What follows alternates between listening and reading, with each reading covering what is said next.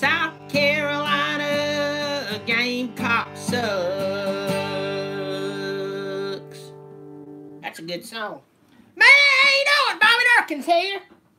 Sitting around here picking on my guitar. This is the Georgia Southern versus Clemson preview. Thank you all for joining me. Appreciate it. Bobby Dirkens here. If you, first of all, starting off, if you ain't subscribed to me, what is wrong with you? Are you a communist? You reach down there and hit that subscribe button. Send it to all your friends. Send it to the sick in the shed end. Go ahead and hit that subscribe button. Hit the like button. Hit the pass along button. Hit the make a donation button. Everybody, good to see you. I'm seeing a bunch of hey there's. It's just like a wave at a football conference, football game saying hello to me. Gabe, Tyler, Steven, all of you, it's good to see you. May there to you. I'm going to be previewing the Clemson game. Just real quick, you can catch me on Twitter at BDirkens, B-D-I-R-K-E-N-S, or on Instagram at the Bobby Dirkens. So, anyway, just sitting here and tossing around my Clemson football I got me. Right there, good to see y'all. James, good to see you. Gabe, good to see you. Cody, good to see y'all. Let me tell you right now, everybody's bracing for this hurricane that's coming in on the coast. It's actually landing right now. The state of South Carolina can handle it. Richard, good to see you. May there to you. We all know it can happen. Our state can survive. Because last week, if South Carolina can absolutely survive that devastating hurricane named Georgia, I think we'll all be fine. They're still devastated down there. Hopeless. People are missing. There we go. Bobby Dirkens here. Thank you all for joining me. I do send my wishes and my thoughts out to everybody on the coast. James, you're in Myrtle Beach. Wind is picking up, buddy. I hope you be okay. You be good. Kevin, you be good too. You're in Orangeburg. Y'all be good. Be safe. I will tell you one of my favorite places to go down there in Myrtle Beach. 6 o'clock Glock. Good to see you. North Myrtle. They got one in South, but my favorite one's in North Myrtle, across from Barefoot Landing. Joe's Hamburgers. You can go there and get you a nice cold beer and a delicious, delicious hamburger there. So affordable. I take my family there 20 times and barely spend $50. I love it. Good to see y'all. Hope everybody's doing good on the coast. Let's talk about Clemson football. Let's go ahead and say this. James, you're right. Joe's is awesome. I mean, I love it. I love it. The one in Surfside, I love Surfside. Let me tell you this. The one up there in North, that's the one. Got some friends, got a place down there. Bryson Barnes, good to see you. Thank you for everything. I'm telling you, I'm going to have to come down there and get me a bite to eat. Bring my precious love of my life, Bonnie Dirkens, and my boys, Bobby Dirkens Jr. and Bobby Dirkens Jr. Let's talk about Clemson football. Now, we all know this is the Clemson Georgia Southern preview. And what is there to preview? Well, the only thing to preview is that the quarterback who's playing for Newberry, I think he's a sophomore, or I say Newberry, he's out in Newberry playing for Georgia Southern. Clemson actually offered the boy to come play for them, but they wanted to play on the defense. And he said, hey, I'm a quarterback. I'm going to go play at Georgia Southern. Guy's really talented. Got a great story, too. Go read that. I mean, for Clemson to offer you to come play defense for them, for Clemson to ask you to come pour Gatorade for them is a big deal. Right? Right. I'm right. I know. So, he's a really good athlete. Brent Venables has a lot to say about him. I read a report this week talking about the quarterback down there. I can't remember his name, but he's really talented. It's a good story. Go read it. But, Raging Buffalo, good to see you. May there to you. Ashton Owens, if you just call my wife and tell her that I was always right. Yeah, you know what, James, that is a good point. Next week we do have Georgia Tech. We'll play two teams back-to-back that runs, the triple option. And that's good for our defense to see 2 weeks in a row, get them warmed up Georgia Southern, and then go in Georgia Tech. We got to all remember Paul Johnson before he went to Navy. He was the first coach to lead Navy to a win over Notre Dame at Navy in years. Like, what was it, 40 years? And of course, he's down at Georgia Tech. So it's good to see that. But before he was at Navy, he was at Georgia Southern. Won some national championships there. Big deal. Clemson's going to win this game. All right? Clemson's going to win this game. This is one of those games you want to stay healthy, and you need a breather after last week. I read it where it was one of the most watched games since 2016, right? That Texas A&M game. This is really, I say it's a preview for Clemson, Georgia Southern, but this is really my concerns with Clemson for this season and some of the things I've been hearing. Now, I want to go ahead and tell you, we are living in the good old days of Clemson. Breathe. Take it in, kids. When I was growing up, I can barely remember when Danny Ford got fired. I can remember that. I remember them saying, you know, Danny Ford, they fired him. And I'm like, I was little. You know, I was still young enough to where if I poo-pooed my pants, my parents wouldn't be happy, but they wouldn't beat me to death, you know? And then from there on, all the way up to Dabo Swinney. It took 20 plus years or something like that for them to have a 10-win season. So if you're young and you're watching this, you think Clemson football has just been great. Let me tell you, I've seen the lowest of the low for Clemson football. 1998, I know I say this all the time, 1998, they were 3-8. I remember it like it was yesterday. And their third win came against South Carolina in the Valley. I remember. We are living in the good old days, all right? I'm not going to take away from that. What I do want to say is that Dabo Swinney has done more for Clemson football than maybe almost anybody, if not ever anybody, in the history of Clemson. I know I just stirred up a hornet's nest. First of all, I love killing hornets. And second of all, if the truth stirs up hornets, well, I'm sorry, it's the truth. Dabo Swinney gave us the reason to believe that we are a true football school. We've been living off of has-beens. Y'all know, if you watch me all the time, you know I talk about the shell of what was. Like Notre Dame. I'm not picking on the Irish, but let's be honest. When was Notre Dame's last national championship? 1988. When was their national championship before that? What, 1977? National championship before that, what? Early 70s, maybe one in the 60s, maybe two in the 60s. Majority of those national championships came, what, in the 40s? Look, it's great. It's history. But it's hard to recruit somebody. Hard to recruit somebody off of what you did in 1988. I have respect for Notre Dame.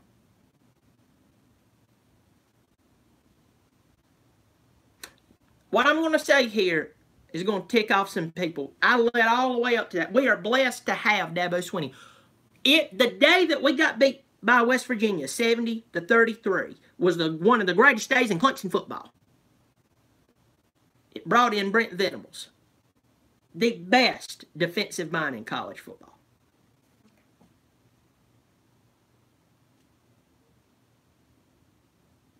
But what I'm about to say is going to tick some people off. I can't remember the exact article, but there has been some questions dealing with our offensive coordinators over what we should do. That people has realized, hey, Smell Mop Poo, I've never talked to you, but that's the craziest name I've ever seen. Thank you for joining me. I like it.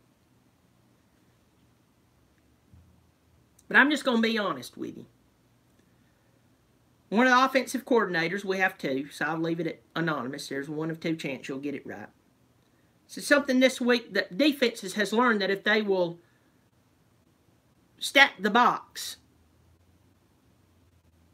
they can really shut us down. Now, the intent of that, I really don't know. And I'm going to go ahead and take this away from some of you who's going to argue with me. You're going to say, well, our team's won a national championship. The people that's coaching our team is part of that national championship, and you're 100% right, and I'm thankful for every one of them. But I could sit here and name out coaches who's won national championships, who later on was fired because people figured out their game plan, and they could not make the proper adjustment to continue to win. One of the reasons that Alabama has done so well is they were willing to do anything to win. Take Tua. You benched a 25-2 starter who got you to 2 consecutive national championship games, and you benched him in the national championship. Think about that. The craziness that takes to do that. But Saban wants to win so bad, he will do it. And there's a bunch of you rattling off names. You're right. You're saying, you say I'm right. Because I had someone, one time I criticized some stuff that went on. And some people said, well, this coach staff won national championships, so I'll stick with them. Gene Chizik won a national championship, and he got fired. Mac Brown, from what I can remember, basically got run out. Bobby Bowden won, 3 national championships, and they run him off. 2 national championships, I can't remember. Is it 2 or 3? I can't remember. Man, good to see you, Roadshow. Good to see you. Hope you're doing well. I hope you're staying away from a hurricane. They'll blow out your truck saver. Unless you put a roll cage on them. I'd love to see that. Philip Fulmer, fired him. Guys, we can sit here and we can run down a list of people who got run off. Les Miles, look at you. You're spewing them off. You're proving my point. But one of the assistant coaches this week said that people were stacking the box, and if you read the article, almost kind of alluded to, I don't know what we're going to do. Between me and you, I can understand that if we did not have top-notch receivers. I can understand that if we only had one really good wide receiver and defenses were stacking up against that receiver and taking him away. I can understand if we had 2 of them and they were taking them away. But last time I checked, we have T. Higgins, Hunter Renfrow, Amari Rodgers, Overton, Powell. I might have to pull my socks off for this one. Justin Ross, Galloway, Richards, Overton if I hadn't said him already.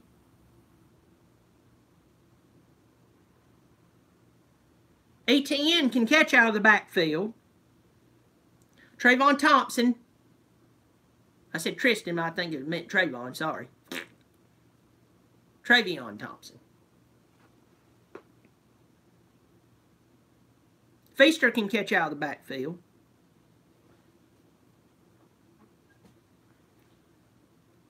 Height is not an issue. We got some tall receivers who can catch, can jump, can catch everything, including diseases off of a toilet seat. Yeah, we're stacked. 100% stacked. What's the problem? Are we scared? And I saw Kelly Bryant, and I know it wasn't the most accurate pass in the world, but let me tell you this. He threw some long balls against them. He threw some long balls against Texas A&M that I didn't even know that he could throw. What are we waiting on? Are we going to be one of those teams that turns around and looks this year and goes, I don't care who was playing, we should have won the national championship? And what I'm afraid of is that we are. Because right now, some people are going, well, I know if I have this quarterback in, I can only call these plays. This little block right here is what we can play, and that's it. And that's wrong. That's wrong. And if you feel that much about it, you take the quarterback out of the situation. But y'all, I'm going to be honest with you. I can't even believe I'm saying this. I might need to go check my drawers, fix my britches. But I'm going to be the truth. I'm going to tell you the truth. The truth is, Kelly Bryant may be able to throw the ball a little better because you have the receivers to catch the darn ball. If you have somebody who is 6'2" and up, they can catch, they can run, and they can fight for a ball, you throw it up to them. What do? Had somebody say to me this week and made a great point. It looked like every time we go and we throw the ball like 2 or 3 times, downfield, maybe 4 or 5, and we only complete maybe 2 of it, we stop it. But we keep throwing that dang wide receiver screen out to the right. Over and over. No matter how, well, we may break it long. You not remember Amari Rogers breaking that one long one? Yeah, I also remember T. Higgins jumping up like a man. I mean, that was an all-pro catch, going up like a man, ripping that ball out there and taking off. I'm going to lay this out here. So, SEC football team, Justin Garrison. Yes, I said my shorts are full. Might be talking about full of dookie, because I'm so upset about fix my britches. I'm upset because we have the players and we're not using them. We are 4 running backs deep. We're probably 7 wide receivers deep. What's going on with the line? I don't know. Everybody can sit here and piss and moan and talk about how A&M played us well, and they did. They did a really good job. Who remembers us having the ball at the 1-yard line and a fumbled snap? No matter who it's on, I do. You missing opportunities like that creates momentum for the other team as to where you start putting in touchdowns, guess what happens? They start feeling sorry for themselves, pack their bags, and go home even if they're playing home. Some of us leaves our brains at the door when we start to talk about this. We leave our logic at the doors when we start to... it takes us getting all through the season before we get all the stupid out and look back and go, you know, as a matter of fact, that was actually logical. And then the season starts over and we pack our brains, put it in the closet for 4 months, and we forget about it. I'm not.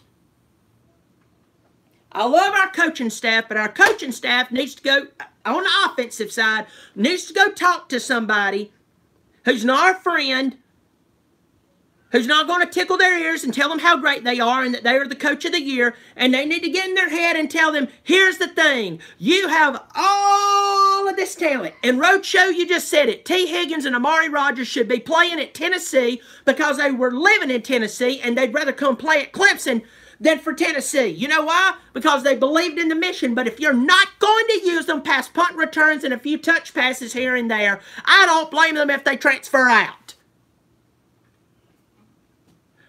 Boom, I'm preaching. I'll take up an offering and might start running tent revivals. SC Tiger fan, may they're good to see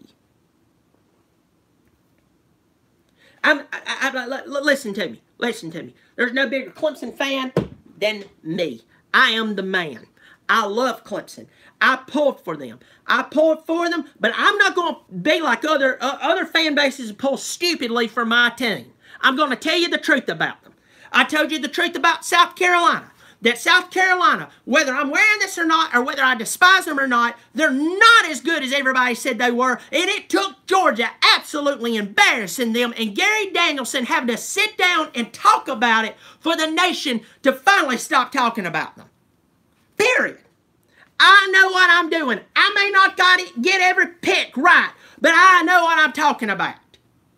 And if we do not stop throwing the ball downfield, if we don't start throwing the ball, downfield, we are wasting talent. And one day we will flip around and look at this day and go, what were we doing? And rightfully so, I don't care who's coaching.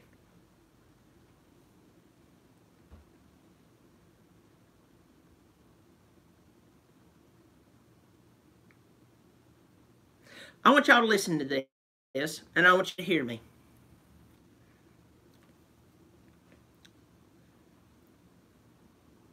You can be so engrossed in the numbers of something that you lose sight of plain logic. You get so much going on, and you get looking so far into being brilliant that you forget that simple can win.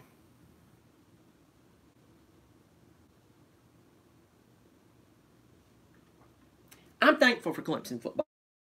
I'm thankful for that. I was there the night in 2003 when they finally beat Florida State for the first time. For the first time since Florida State. Since Florida State joined the league. I was there when they ripped the goalpost down. I was there. I'll never forget it. Ricks was playing quarterback for them. They were number 3 in the country. I was there in 1995. It was my very first Clemson football game. My grandma asked me, it was expensive. She asked me, what do you want for your birthday? I said, I want to see Florida State play at Clemson. She bought me those tickets. We went. And I sat and I watched Warwick Dunn play. I watched Danny Cannell. And we were so thrilled to only lose 45-26 to Florida State because just a couple of years before that we'd lost 54-57-0 to Charlie Ward, and who would then become the first national champions Florida State had. Look, I'm thankful for where we're at. But I'm also going to tell you this. We can win a national championship this year. That's not far-fetched. It's not far-fetched. I'm sitting here. If I was sitting here and I was telling you, hey, I'm Washington. I know Washington Huskies going to see this, and I'm not picking on you, but I'm just going to say this right now.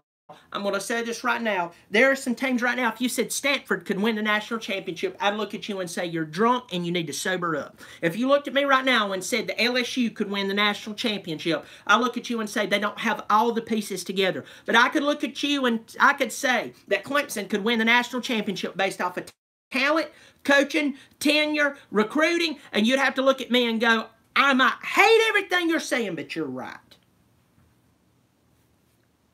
And I think we're missing it. Because somebody's caught up in the stats and in the numbers and the X's and O's, and they're not stepping back going, you know what? If they can't cover it, you keep running the same play over and over until they prove they can cover it. Don't get cute. You can kick back and earn that money easy. And I'm not trying to insult anybody. I'm not trying to hurt any feelings, but I'm just telling you right now. It's like shaking a baby. You don't do it. You don't waste this talent we have. Because it ain't always going to be there. I hate to tell everybody this, and I hate to even say this. There's coming a day when Nick Saban is going to retire. That don't bother me. But there's a day that Dabo Swinney will not be there anymore, and we will not have the good old days of Clemson. And maybe even if they hire somebody that's great, and he does great for a little while, there's coming a day. It might be when I'm old. It might be 5 years from now. Clemson will not be as good as they are. Look at all the teams who was great, and they're no more. Southern Cal, they look good on paper. They look like the Trojans. They have the music playing. They're not the Southern Cal we know. It's cyclical. You have to be on top of these. So you have to accept the truth. When you have the talent to win the national championship, you don't play around with it.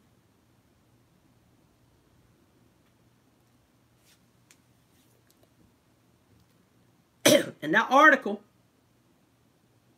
bothers me. Volunteer Roadshow says Tennessee can still go 14-1. I'm pulling for you, Roadshow. I'm pulling for you. Catfish, you don't know Catfish, go sub him right now. And it's not for a sub because we're buddies. Go sub him right now because he's worth it. I love his show. He's had me on there and we had a good time. But I'm going to be honest with you. When you have the talent, you don't waste it. When you have the talent, you stop making excuses. In fact, when you have the talent, you step back and go, all right, I can be simple with my play calls. It's like backyard football. I have a 5-star wide receiver who's 6'4", 6'3", can catch everything thrown to him. He's against a guy who's 5'10". They have a safety covering over the top. I run a post route that makes the safety have to dedicate to him. You make that safety decide whether he's going to go over here and cover the guy who's running the streak, or whether whether he's going to dedicate to the guy who's running the post and wish the cornerback out on the island the best of luck. And if he doesn't, you check off to your post and he's wide open. That sounds all good in theory, but we like our wide receiver passes out to the right. You have to understand that a game plan is meant to win the game. The goal is not the plan. The goal is the win. I know a coach right now who won championships. And I'm going to have to close out. My phone's about to die. I know a coach right now who won many championships. Who an assistant coach come to him and told him, point blank, you have good players, but they cannot run your system. They can't. You wasn't able to recruit the players in that you needed, but you still have good, talented athletes. We just need to tweak the plan. And the coach replied to him, I'm not making this up, this is true. They will run my system. My system's got me championships. It's got me 300 plus wins. They will run my system. He went out a loser.